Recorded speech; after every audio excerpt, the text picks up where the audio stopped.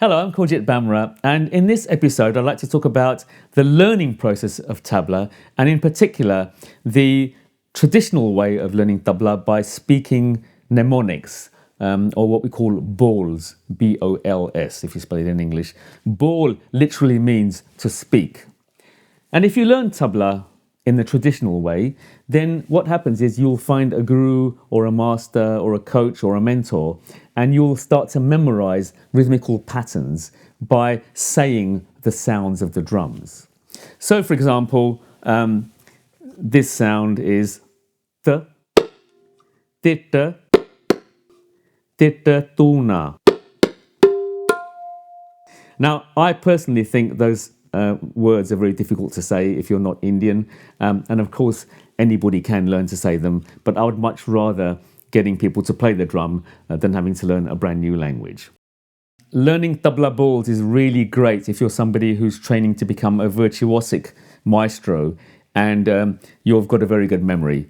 I don't have a very good memory, and I'd much rather just play the drum and enjoy it. Now, there are a few things I'd like to point out about the ball system. Firstly, this particular sound that I played earlier on is known as tun. Now, in English, I would spell that as T-U-N, even though that could be read as tun or tun, but it's pronounced tun. This sound, by striking the edge of the drum, is called na. Now, if I was learning a pattern where they were falling after each other, I would say tun na.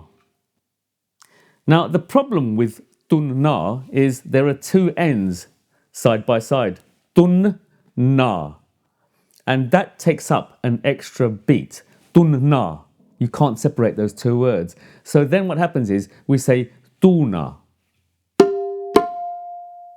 which to me makes more sense. And that's one of the reasons why in my read and play tabla book, I've called this sound tu rather than tun, because then you can say tu na or tu na, as opposed to tun na. You need time to have those two ends together. Also, if I include the larger drum in a pattern, this sound is called k. So tirketa is that. Now, I can say that quite fast. Tirketa, tirketa, tirketa tuna.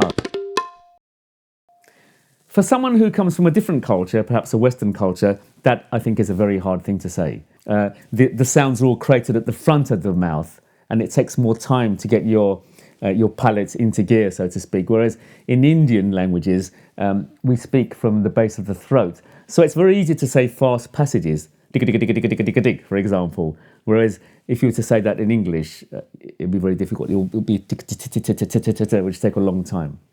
Anyway, the point I'd like to make about the fast passages in tabla is it's very common that tirketa gets approximated to tirketa. And many of us in the West that are learning to play the tabla are familiar with the phrase tirketa. But technically speaking, if you spoke the sounds properly, it would be tirketa. So I think it's important to use these sounds as an approximate device. They're not accurate, and they're an indicator of the pattern. The main thing for me is I want to get people to play the drum rather than have a stumbling block of having to learn the pronunciation of those balls. And you can get playing on the tabla straight away and enjoy the sounds, and perhaps later on find out what they're called if you're interested. Thank you very much for watching.